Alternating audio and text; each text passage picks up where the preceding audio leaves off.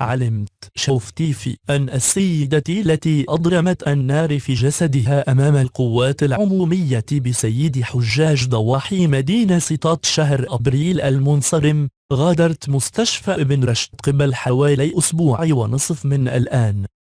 وحسب مصادر من عائلة السيدة فإن حالتها ما زالت متدهورة وذلك بسبب تعرضها لقرحة الفراش داخل المستشفى المذكور، حيث قال البروفيسور الذي أشرف على حالتها الصحية للشقيق الضحية سيدير ليها سنيدة وفازلين وغادي تولي مزيان الشيء الذي استنكرته العائلة جدير بالذكر أن الواقعة الأليمة جرت أحداثها بمنطقة ولاد مراح دائرة بن أحمد إقليم سطات أثناء محاولة تنفيذ حكم إفراغ من طرف القوات العمومية قبل أن تقوم السيدة في غفلة من الجميع بإضرام النار في جسدها محاولة إنهاء حياتها والامتحان. لا تنسى الاشتراك لكي يصلك كل جديد.